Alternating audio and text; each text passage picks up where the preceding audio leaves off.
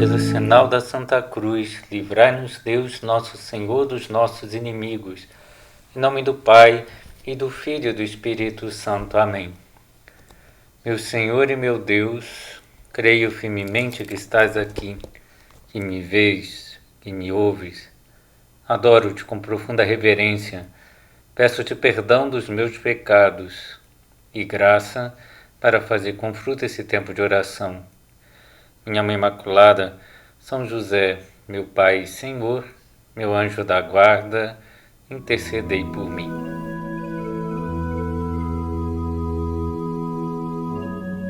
Se a base da amizade é aquilo que se compartilha, podemos dizer que os pastores de Belém tinham tudo para se tornar amigos de Cristo, porque Deus quis compartilhar com esses pastores a imensa alegria do seu Natal, o nascimento do Salvador, e quis compartilhar também com eles a sua pobreza.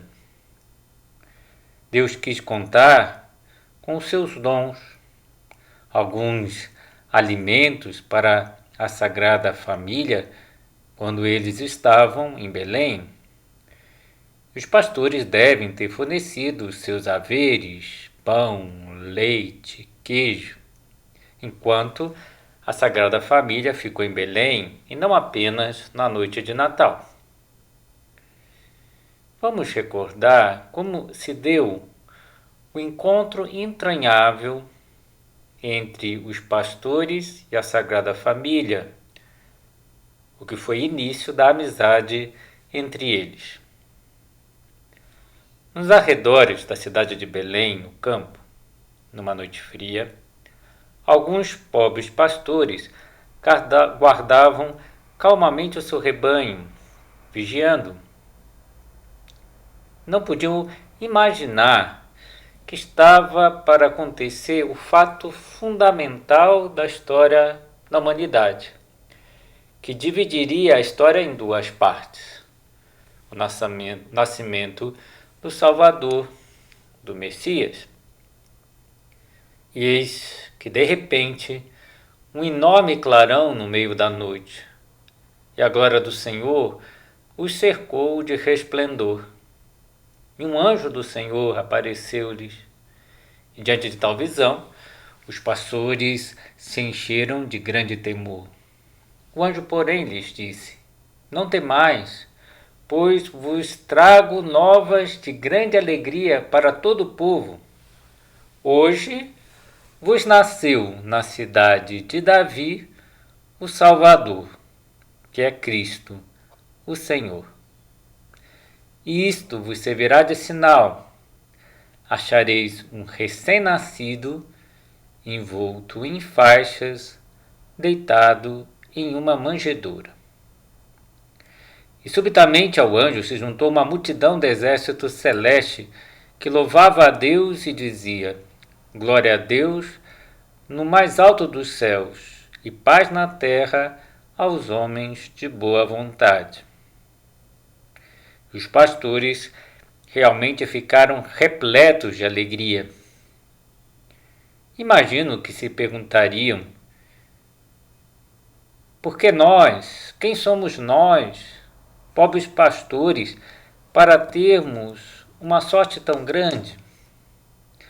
O nascimento do Messias, do Salvador, não deveria ser anunciado a pessoas mais importantes, aos reis da terra? O Rei dos Céus, acompanhado de um cortejo de anjos, não deveria ser anunciado a pessoas mais importantes? Mas Deus se revela aos pobres, a uns humildes pastores, exatamente por sua pobreza. Jesus quer participar a sua alegria com aqueles que vai compartilhar a pobreza. E uma pobreza mais austera que a dos próprios pastores, que pelo menos tinham uma casa aonde abrigar-se. E Jesus dá um exemplo maravilhoso de pobreza no seu nascimento, na noite de Natal. Jesus nasce pobre, muito pobre, paupérrimo. O Rei do Universo não nasceu nos palácios dos reis, nem nas mansões dos ricos, nem sequer na casa modesta de um trabalhador pobre, que correspondia à condição de São José. Nasce num presépio e é colocado numa manjedoura. Hoje em dia, pela tradição e pelo carinho que temos aos presépios, essas palavras se tornaram bonitas, presépio, manjedoura. Mas literalmente, presépio vem de presepes, que significa cercado, um estábulo. E manjedoura significa lugar de comer, mangiare, comer, douro, lugar. Lugar de comer, mas quem comia? Os animais. Então, propriamente, a manjedoura é um coxo, uma cocheira. Então, Jesus nasceu num estábulo e foi colocado em uma cocheira.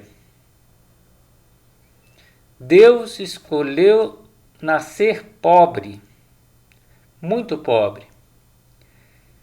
E tanto quis que vai manter esse padrão ao longo de toda a vida. Sabemos que na vida pública do Senhor, às vezes ele não tinha lugar onde reclinar a cabeça. Há uma história interessante na vida de Santa Teresa de Ávila.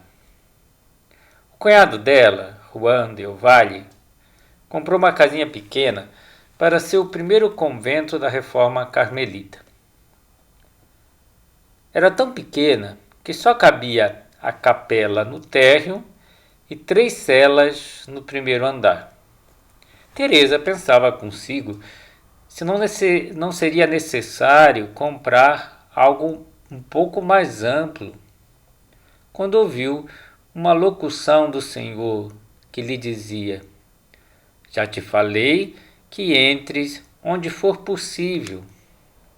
Ó cobiça do gênero humano, que pensa que te faltará até a terra. Quantas vezes eu dormi no sereno por não ter onde ficar. Impressionante que Jesus diga isso a Santa Teresa, que muitas vezes ele dormiu no sereno, exposto ao frio da noite. E esta casinha foi o glorioso mosteiro de São José de Ávila. Voltando a contemplar o nascimento de Jesus, visto pelos pastores, reparem que o sinal para que encontrem a Deus será a pobreza na qual quis nascer.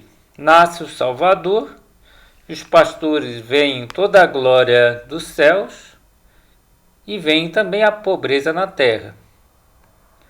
Os pastores foram, pois, com toda a pressa e acharam Maria e José e o menino deitado na manjedoura.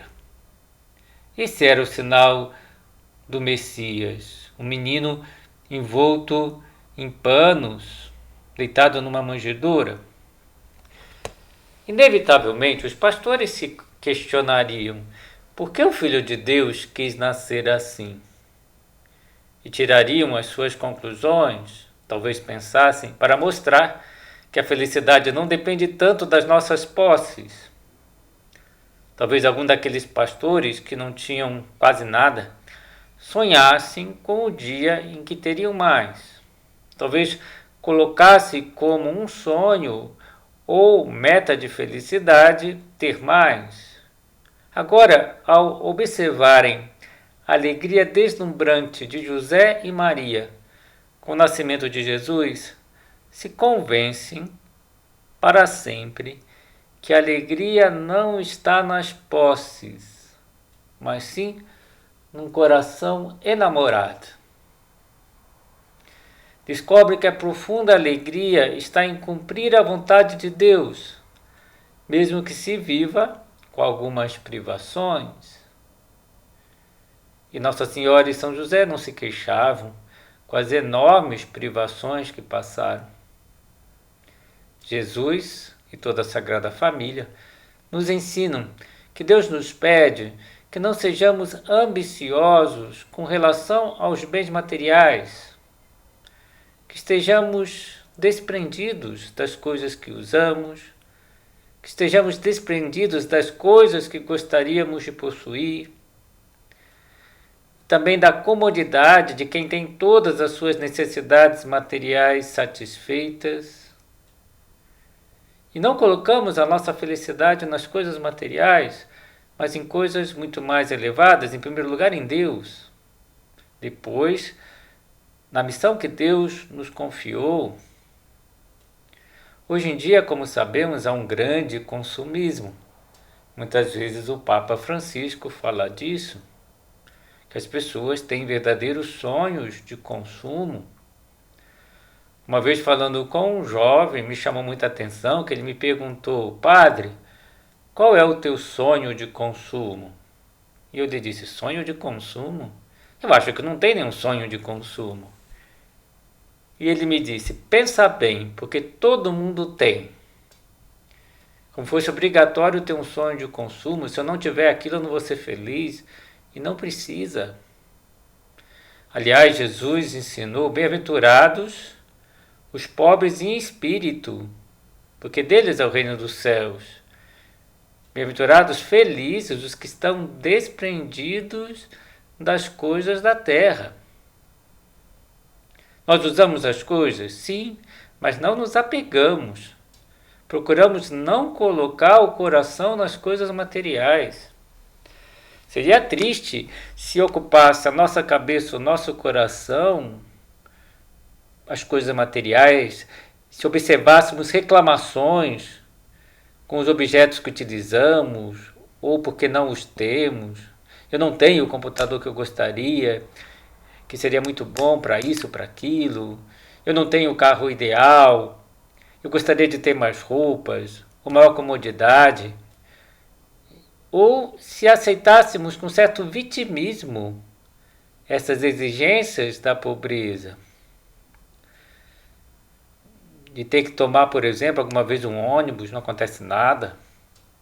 Ou de não poder fazer os passeios e as viagens que gostaríamos de fazer, como alguns colegas ou parentes fizeram. O normal para uma pessoa de Deus, para um cristão, é que as coisas materiais não ocupem o coração.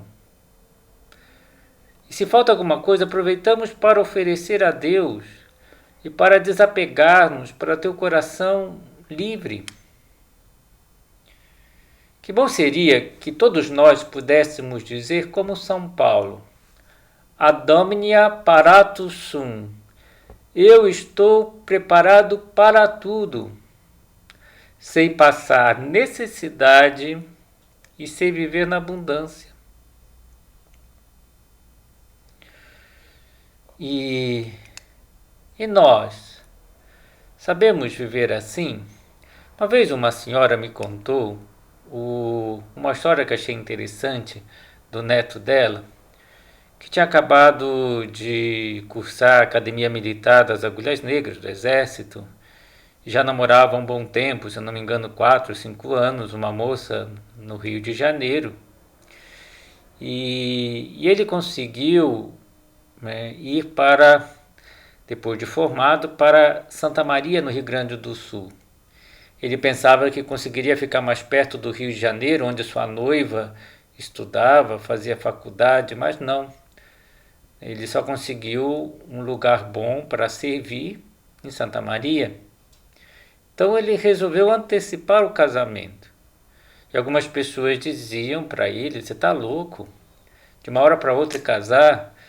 Ele dizia com toda simplicidade: não estou louco, o exército me dá casa, E nós podemos ir montando a nossa casa pouco a pouco, e foi isso que fizeram. Casaram com poucas coisas, com uma cama, um fogão, geladeira e pouco mais. Alguém apegado aos bens materiais poderia dizer: poxa, como começaram mal a vida. E não parece que foi assim. Essa senhora me contava que o neto ia guardando dinheiro para comprar os móveis da casa e para não ter dívida. Então, quando juntava o suficiente, ia lá e comprava a mesa, né, da sala de jantar. Depois ia lá, comprava o sofá.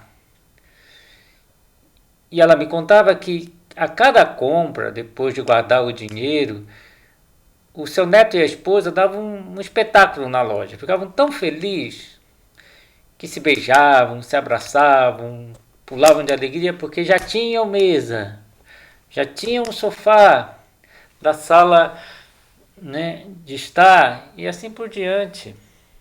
Foram menos felizes? Não parece. Foram conquistando as coisas juntos e foram muito felizes. Agora já estão com a casa toda montada, já passaram uns tempos, já tem 2 filhos até.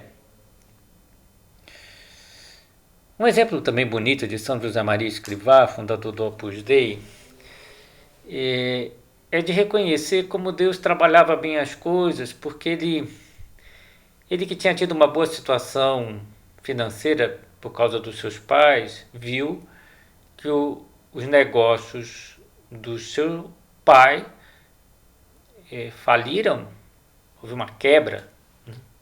E teve que baixar o padrão de vida, mas com muita elegância, sem reclamações. Depois surge um fiel do Opus Dei chamado Luiz Gordon, que tinha uma boa condição financeira, que podia ajudar nesse aspecto da compra de imóveis para o Opus Dei e de instalação dos centros. E ele veio a morrer rapidamente. E São José Maria comentava: como o Senhor faz bem as coisas. Deixava-me ver de uma maneira ou outra, com constância, que a obra, o Opus Dei, era dele e que tinha que realizá-la contando unicamente e exclusivamente com ele, sem apoiar-me em nada nos meios humanos. E São José Maria vai escrever no livro Caminho: se és homem de Deus, pessoa de Deus, põe em desprezar as riquezas o mesmo empenho que põe os homens do mundo em possuí-las. Na verdade, que cuidado põe as pessoas do mundo em possuir, conservar, aumentar as riquezas. E muitas só pensam em ter, em possuir um carro, um sítio, aumentar o seu patrimônio. E nós devemos ter o mesmo cuidado em nos desprendermos das coisas materiais. E esse é o exemplo constante de São José Maria, como veremos nesta meditação.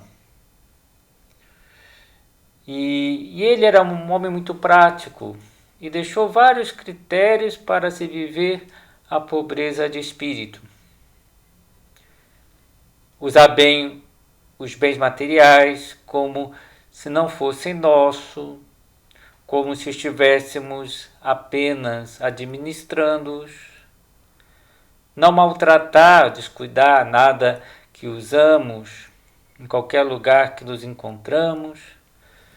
Não criar falsas necessidades, procurando não ter mais do que o necessário para viver dignamente. Não queixar-se quando pela situação econômica ou pelos imprevistos nos falta algo que nos é necessário.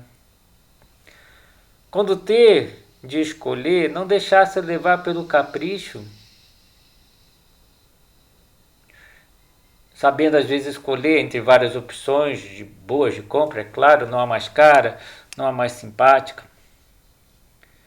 Procurar, na medida do possível, ajudar com os gastos da casa, economizando e procurando ajudar nas despesas. Tudo isso que ele falava, ele vivia. Não tinha nada como próprio. Conta um filho seu, um filho espiritual seu, Dom José Maria Caxiaro, o seguinte: sabia evitar sempre dizer que algo era dele. Para isso empregava formas variadas, como esta caneta que eu uso, para não dizer minha caneta, ou o quarto onde eu durmo, ao invés de dizer meu quarto. Tenho a impressão de que nunca falhava, o que denotava um hábito adquirido após um contínuo esforço.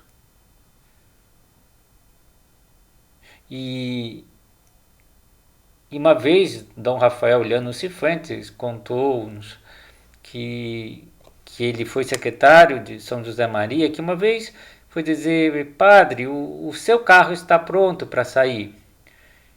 E São José Maria disse: eu não tenho carro.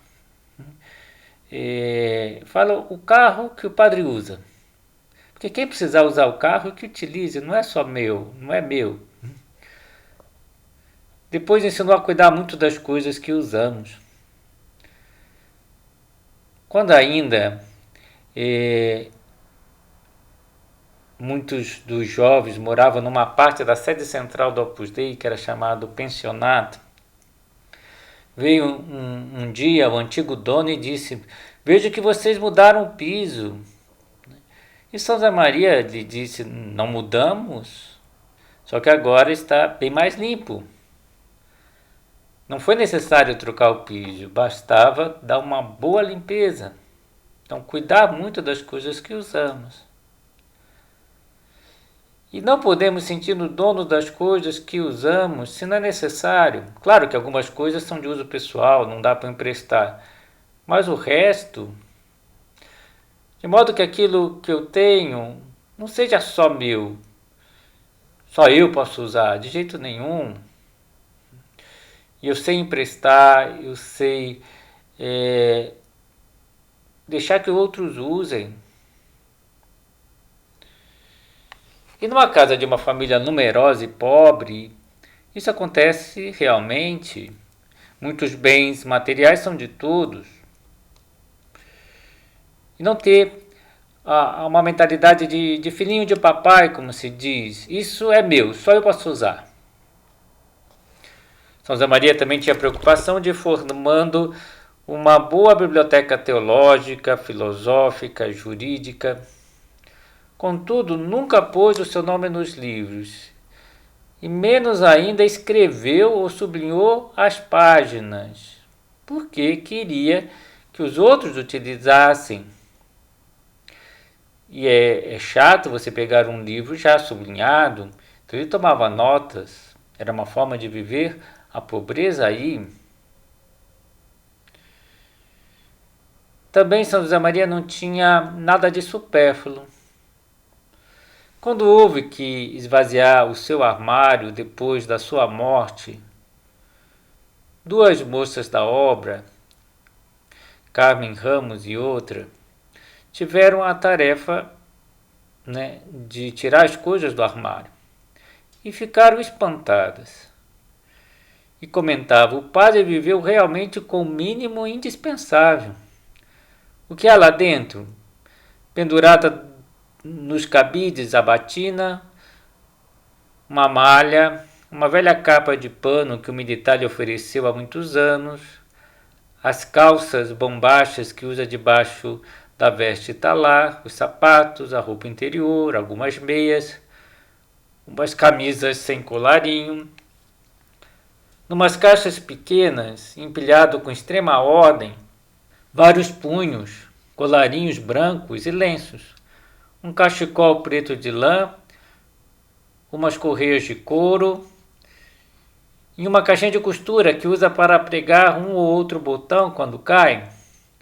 5 ou 6 minutos são suficientes à hora de recolher e guardar tudo com cuidado. Nada a mais e nada a menos. 5 ou 6 minutos para esvaziar um armário. E quando nós morrermos, quanto tempo demorarão para arrumar e tirar as coisas do nosso armário? Com incansável constância também, São José Maria repetia: não criais falsas necessidades.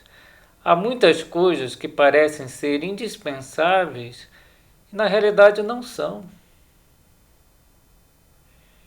E é bom pensarmos, se não temos coisas desnecessárias, se acabar com excessivas reservas, um dia eu posso precisar.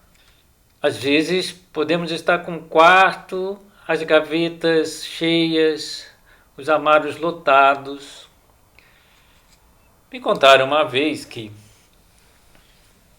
fizeram uma campanha do agasalho no inverno, e um senhor que ia numa paróquia onde estava fazendo essa campanha disse para a esposa: nossa, nós podemos pegar muitas coisas que temos no armário que nós não usamos para dar aos pobres que estão passando frio, que estão necessitados. E a esposa tinha dificuldade em dar. O marido então argumentou: muitas coisas já passaram de moda até. E ela disse: as modas voltam a cada tantos anos. Graças a Deus, depois ele convenceu a esposa a doar. E nós também devemos estar desprendidos das coisas que possuímos. São José Maria também numa carta escreveu: nossa pobreza vai oculta por um sorriso. Mesmo que padeçamos privações, estamos sorrindo, as pessoas nem percebem. Depois, mais um daqueles critérios que São José Maria nos dava, não deixar se levar por capricho na hora de comprar uma coisa. Normalmente temos bom gosto e a coisa que mais gostamos é muito mais cara que as demais. Às vezes não é necessário. Seria um capricho fazer assim. E compramos uma coisa boa, simpática, mas mais barata, que tenha qualidade, é claro. E nós, como estamos vivendo a pobreza? Cuidamos das coisas materiais da nossa casa para que durem. É outra forma de viver a pobreza. Fechamos as cortinas ou janelas para que o sol não queime os móveis. Fechamos logo as janelas quando começa a chuviscar. Limpamos imediatamente algo que sujamos. Economizamos as coisas que podemos, gastos com água, com luz. E devemos cuidar também da nossa casa, que é outra forma de viver a pobreza, fazer encargos materiais, consertos, estarmos pendentes de que a nossa casa esteja bem apresentada. A pobreza não tem nada a ver com a sujeira, com desleixos, com coisas mal organizadas, ao contrário. Nós devemos cuidar muito das coisas materiais. Vamos encerrando a nossa meditação, que aproveitemos para examinarmos com relação a essa virtude da pobreza, do desprendimento. O próprio Jesus falou: não podeis servir a Deus e às riquezas. Nosso coração não pode ficar dividido. Nosso coração tem que estar no alto, nas coisas mais elevadas. E pedimos à Sagrada Família, São José, Nossa Senhora e Jesus, que deram uma lição maravilhosa de pobreza aos pastores, que intercedam por nós, para que nós tenhamos um coração desprendido das coisas da terra. E assim descobriremos a verdadeira felicidade. Bem-aventurados os pobres em espíritos, porque deles é o reino dos céus. Dou-te graças, meu Deus, pelos bons propósitos, afetos e inspirações que me comunicaste nessa meditação. Peço-te ajuda para os pôr em prática. Minha Mãe Imaculada, São José, meu Pai e Senhor, meu anjo da guarda, intercedei por mim.